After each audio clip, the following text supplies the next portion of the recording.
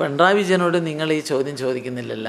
എന്താ പിണറായി നിങ്ങളുടെ നാട്ടിൽ, നിങ്ങളുടെ ഗ്രാമത്തിൽ അബ്ദുള്ളക്കുട്ടി പറയുന്നത് പിണറായി എന്നുള്ള ഗ്രാമത്തിൽ മുഴുവൻ ആളുകളും, എനിക്കൊന്ന് പിണറായിൻ്റെ മരുമക്കളും ബന്ധുക്കളും ഒക്കെ ഡീസൽ അടിക്കാൻ വേണ്ടി എന്തായി പോണ്ടിച്ചേരിയിലേക്ക് മാഹിയിലേക്ക് പോകുന്നത് നിങ്ങൾ അദ്ദേഹത്തോട് ചോദിക്കുക, എന്നാൽ ഉത്തരം കിട്ടും.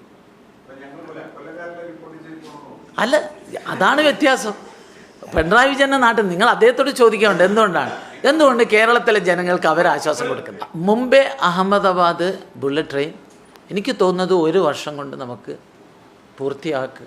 അത് 6 മാസം കൊണ്ട് ഒന്നാണ് എനിക്ക് തോന്നുന്നത്. പക്ഷെ കൂടി വന്നാൽ 1 വർഷം കൊണ്ട് തന്നെ ആ ബുള്ളറ്റ് ട്രെയിൻ അതിൻ്റെ പകുതി ഇപ്പോൾ ഒരു 75% പണി തീർന്നു കഴിഞ്ഞു. മോദിയുടെ ആഗ്രഹം ഈ ഇലക്ഷൻ മുമ്പ് ഉദ്ഘാടനം ചെയ്യണമെന്നായിരുന്നു. പക്ഷെ അത് സാധിച്ചില്ല. ഉടനെ തന്നെ അതിൻ്റെ ഉദ്ഘാടനം ഉണ്ടാവും. ഞങ്ങളുടെ നമ്മുടെ പിന്നെ പദ്ധതിയിൽ, നമ്മുടെ പ്രകടന പത്രികയിൽ അത് പടിഞ്ഞാറൻ ബുള്ളറ്റ് ട്രെയിൻ എന്ന് പറയാം. കിഴക്കും വടക്കും സൗത്ത് ഇന്ത്യയിലുമൊക്കെ ബുള്ളറ്റ് ട്രെയിൻ ആരംഭിക്കുമെന്നാണ് BJPയുടെ പ്രകടന പത്രിക. അങ്ങനെ ദീർഘവീക്ഷണമുള്ള ഒരു ഹൈടെക് വികസന കാഴ്ചപ്പാടുള്ള ഒരു പ്രകടന പത്രികയാണ് ഞങ്ങൾ സമർപ്പിച്ചിട്ടുള്ളത്. ഞങ്ങളെ സ്ഥാനാർത്ഥികളെ പ്രഖ്യാപിച്ചപ്പോൾ അത് 20 സ്ഥാനാർത്ഥികളെക്കുറിച്ചും സഖാവ് EP ജയരാജൻ തന്നെ പറഞ്ഞത് കൊള്ളാവുന്ന സ്ഥാനാർത്ഥികളാണ് BJPയുടെ സ്ഥാനാർത്ഥികൾ. അതുകൊണ്ട് ഓരോ സ്ഥാനാർത്ഥിയുടെ പേര് ഞാൻ പറയേണ്ട ആവശ്യമില്ല, അതിലെല്ലാവരും ഉണ്ട്.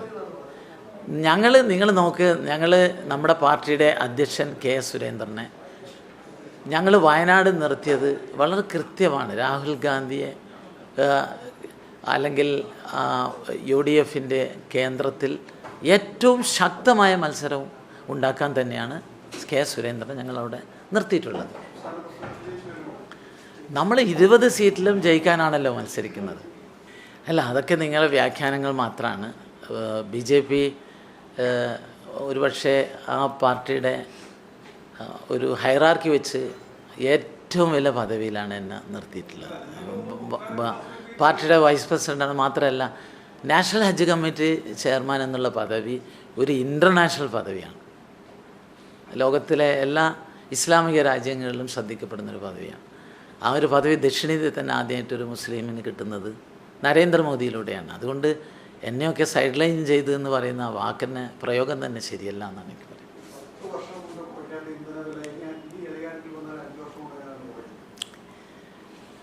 ഇന്ധനവില ശക്തമായി നിയന്ത്രിക്കാനുള്ള ആത്മാർത്ഥമായ ശ്രമം ഞങ്ങൾ നടത്തിയിട്ടുണ്ട്. ഇപ്പോഴുള്ള എക്സൈസ് ഡ്യൂട്ടി അതുപോലെ തന്നെയുള്ള ഡ്യൂട്ടികൾ പലതവണ ഞങ്ങൾ കുറച്ചിട്ടുണ്ട്. അത് നിങ്ങൾക്ക് ബോധ്യപ്പെടണമെങ്കിൽ കൊല്ലത്ത് നിന്ന് നിങ്ങൾ കാറെടുത്തിട്ട് കേരളത്തിന് പുറത്തേക്ക് യാത്ര ചെയ്താൽ മതി. നിങ്ങൾ മാഹിയിലെത്തി എണ്ണ അടിച്ചാൽ പെട്രോളിന് 12 രൂപയുടെ വ്യത്യാസമുണ്ട്.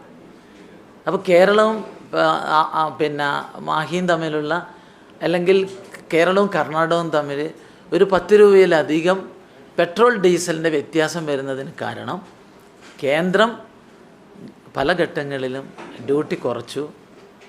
അതിന് സമാനമായി ഡ്യൂട്ടി ഇവർ കുറച്ചില്ല.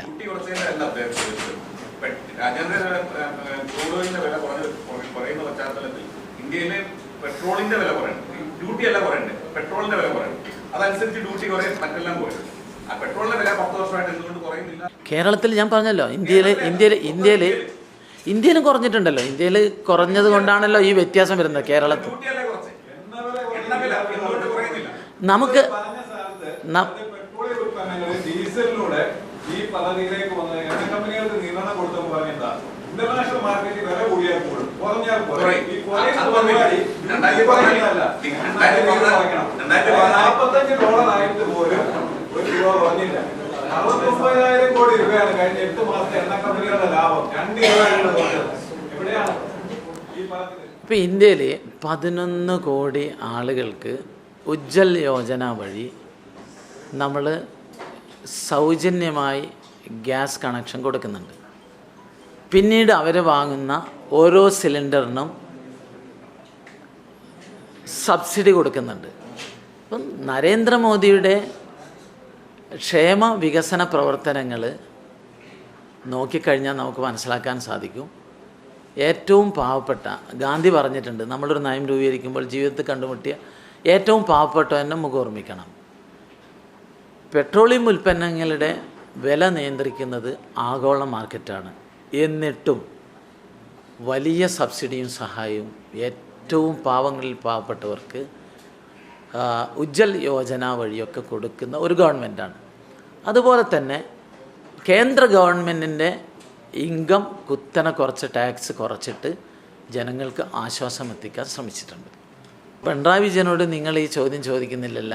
എന്താ പിണറായി നിങ്ങളുടെ നാട്ടിൽ, നിങ്ങളുടെ ഗ്രാമത്തിൽ അബ്ദുള്ളക്കുട്ടി പറയുന്നത് പിണറായി എന്നുള്ള ഗ്രാമത്തിൽ മുഴുവൻ ആളുകളും, എനിക്കൊന്ന് പിണറായിൻ്റെ മരുമക്കളും ബന്ധുക്കളും ഒക്കെ ഡീസൽ അടിക്കാൻ വേണ്ടി എന്തായി പോണ്ടിച്ചേരിയിലേക്ക് മാഹിയിലേക്ക് പോകുന്നത് നിങ്ങൾ അദ്ദേഹത്തോട് ചോദിക്കുക, എന്നാൽ ഉത്തരം കിട്ടും. അല്ല, അതാണ് വ്യത്യാസം.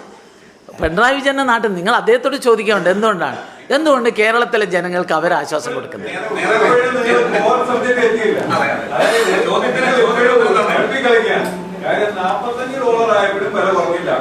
ഇപ്പൊ $80 ആയപ്പോഴും കുറയുന്നില്ല. 110 ഉള്ളപ്പോഴത്തെ വില തന്നെയാണ് ഇപ്പോഴും. ഞങ്ങളെല്ലാവരും 110 രൂപയ്ക്കാണ് അടിക്കുന്നത്. കാരണം ഇതിന് ഞങ്ങൾ മാഹി പോയി പെട്രോൾ അടിക്കുക എന്ന് പറയുകയല്ല. നിങ്ങൾ ഇപ്പോഴും പറയുന്ന എണ്ണ വില കുറയ്ക്കുന്നത് ഇപ്പോഴും പ്രകടനപത്രിക പറഞ്ഞേക്കാം.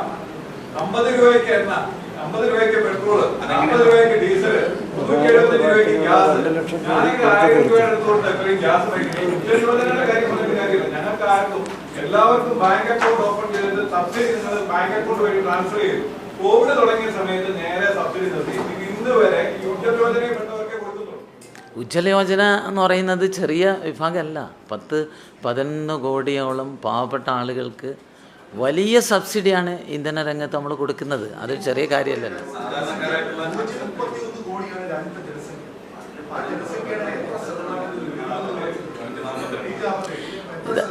ദാരിദ്ര്യരേഖയിലൊക്കെ വലിയ മാറ്റം വന്നിട്ടുണ്ട്. 10 കൊല്ലം കൊണ്ട് 25 കോടി ജനങ്ങളെ ദാരിദ്ര്യരേഖ മുകളിലേക്ക് കൊണ്ടുവന്ന ഒരു ഭരണമാണ് നരേന്ദ്രമോദിയുടെ.